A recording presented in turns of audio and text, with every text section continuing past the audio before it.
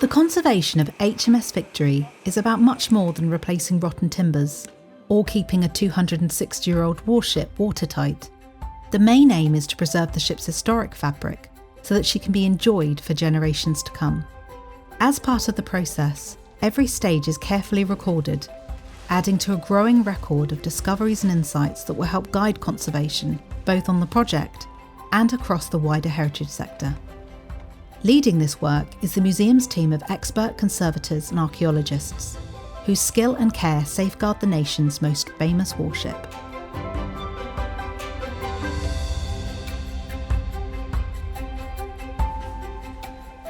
If you venture down to the stern of HMS Victory, that's at the rear of the vessel, you'll step into the great cabin, once the living and working space of Vice Admiral Lord Nelson.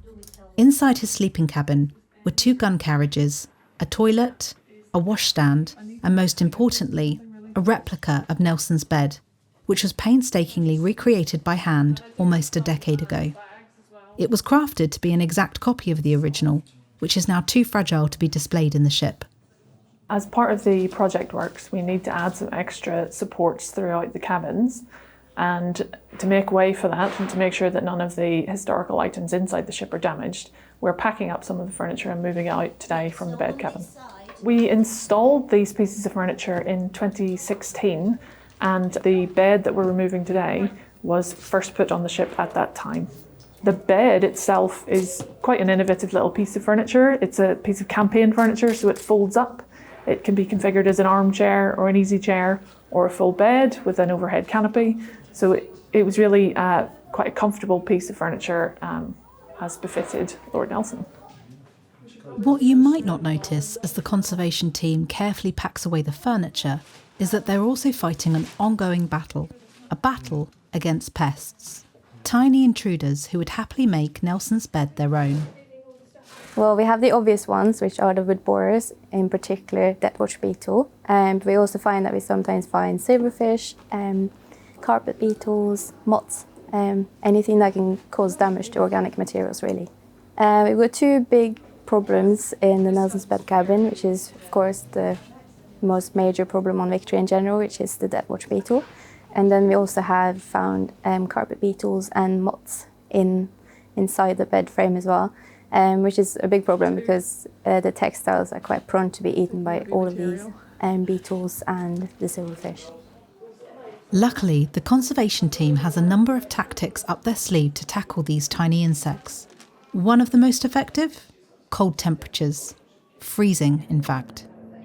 By lowering the temperature, pests and mould can be eradicated without the need for chemicals, leaving the historic timbers safe for the future.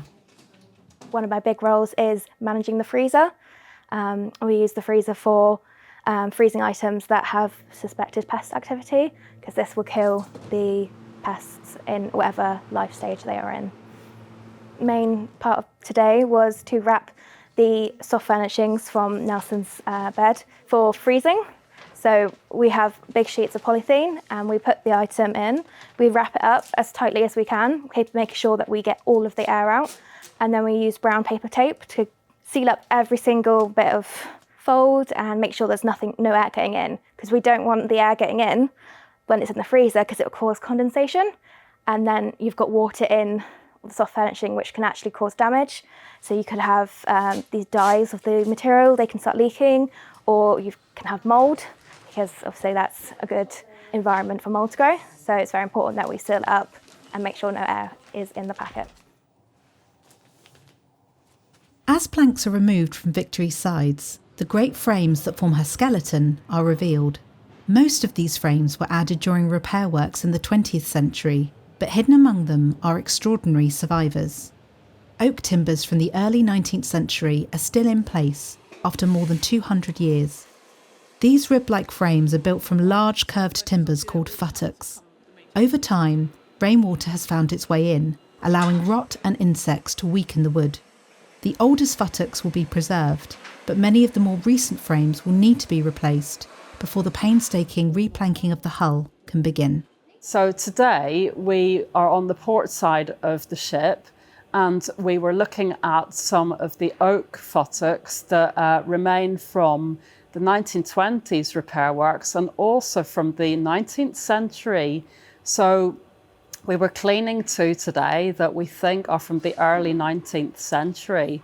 And they have loose areas of wood that had to come out. So I was helping to bag up those pieces and map where they came from. So we keep a complete record of where all of our pieces are coming from. As part of the ongoing conservation of HMS Victory, certain elements of the ship have been carefully removed for treatment before being reinstalled. Among them are two decorative mouldings taken from the starboard side. These form part of the entry canopy where Nelson once stepped aboard the ship. One of these mouldings was too damaged to survive and must be completely remade. The other, however, is being painstakingly restored by hand, preserving its historic craftsmanship for the future. So my job is just to record it, clean it up and stabilise it so that we can then paint it and re-gild it. The benefit is that because we're trying to revert things more closely back to how they would have been, we're actually able to do real gilding as opposed to just painted on bronze paint, which is what we currently have. Our aim really is just to preserve and stabilise so that the original material as much as possible is kept intact. This particular piece of Victory was replaced in the 80s, so it's not actually a historic piece as such, but it is a copy of a more original piece, which is probably a copy of a more original piece, all the way back through to when Victory was first created. Therefore, we want to maintain as much of the 1980s material as we can, because that is now part of Victory's history. So in terms of historical record, we will do our best to maintain what we have, and then we will just stabilise it and make it as good as possible to go back onto the ship to last as long as possible. So, when you next visit HMS Victory and explore the history of this once formidable warship, take a moment to notice the many features which have been conserved with such care, preserved not just for the museum, but for all of us and for generations to come.